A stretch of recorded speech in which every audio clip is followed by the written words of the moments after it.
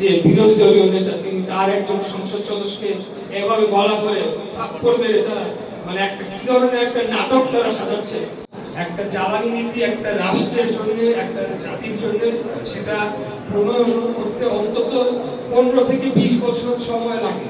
তো আমাদের আজকের মাননীয় প্রধানমন্ত্রী জনাব তারেক রহমান উনি অত্যন্ত দক্ষতার সাথে এই জ্বালানি পরিস্থিতিকে মোকাবিলা করার জন্য সঠিক নীতিমালা প্রণয়ন করেছেন।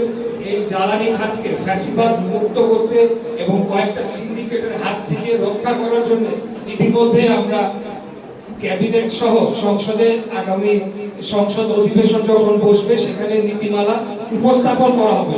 আরো বিভিন্ন জায়গায় আপনারা লক্ষ্য করে দেখবেন যে মব তন্ত্র, মব কালচার যেটাকে আমরা আখ্যা দিচ্ছি, বিভিন্ন জায়গায় মব তন্ত্র তৈরি করার মাধ্যমে আমাদের নেয়া পদক্ষেপগুলোকে তারা ব্যাহত করার চেষ্টা করছে।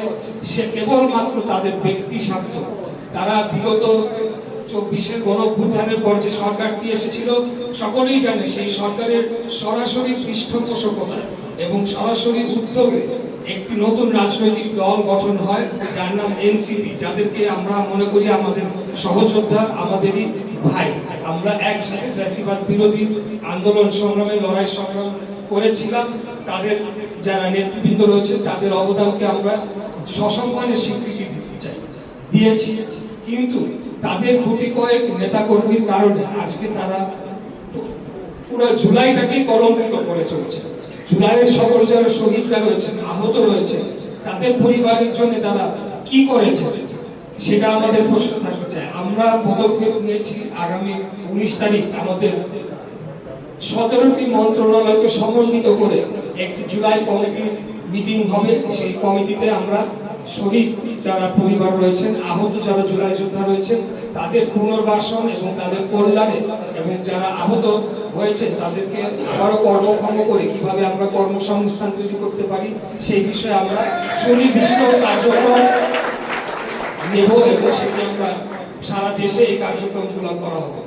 জুলাই যারা সকলে শহীদ হয়েছে এটা তো কেবল 5 জন বা 6 জন বা 10 জন ব্যক্তিকে এই কৃতিত্ব দিলে চলবে না।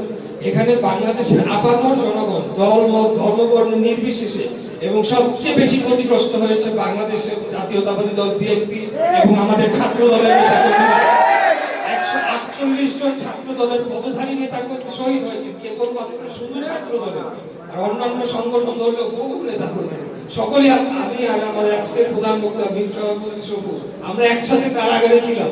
উনি ওই আন্দোলন করতে গিয়ে কারাবরণ করেছিলেন এবং পরবর্তীতে 6 আগস্ট আমরা একসাথে কারামুক্ত হয়ে আবার বের হয়ে আসি। তো এইসব যারা আজকে আন্দোলন করার চেষ্টা করে বা আন্দোলনের নামে যে একটা অপ্রীতিকর পরিস্থিতি, আপনারা সচিবালয়ের সামনে নিশ্চয়ই দেখেছেন কি ধরনের পরিস্থিতি হচ্ছে এবং আমাদের আজকের যে বিরোধী দলীয় নেতা তিনি তার একজন সংসদ সদস্যকে এভাবে গলা ধরে থাপ্পড় মেরে তারা মানে একটা কি ধরনের একটা নাটক তারা সাজাচ্ছে।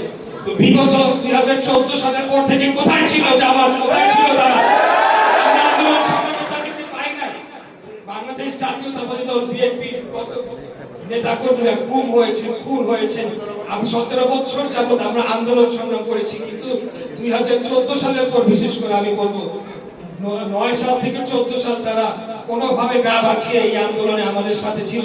14 সালের পর যার ফলে তাদের আজকে যারা নেতাকর্মীরা তারা তো ছাত্রলীগের পরিচয়, ঢাকা বিশ্ববিদ্যালয়ের যারা নেতা ছিল তারা তো ছাত্রলীগ করেছে। আমাদের ছাত্র দলের নেতাকর্মীদের উপর যখন হামলা করেছে, মামলা করেছে, তাদেরকে অত্যাচার নির্যাতিত করেছে, অনেকে পঙ্গুত্ব বরণ করেছেন, অনেকে গুম হয়ে গিয়েছে। আজকে তাদের পরিবাররা পথে ঘাটে কেঁদে বেড়াচ্ছে, তাদেরকে খুঁজে পাওয়া যাচ্ছে না। তখন তো তারা ছাত্রলীগ করে সেই নির্যাতনে অংশগ্রহণ করেছেন, আমাদের উপর অত্যাচার নির্যাতনে তারাও অংশীদার ছিলেন। আজকে যদি এসে তারা আমাদেরকে হুমকি ধামকি দেয় যে তারা নাকি আন্দোলন করে, তখন এগুলা শুনে পাগলেও হাসে, আমি বলবো পাগলেও হাসে।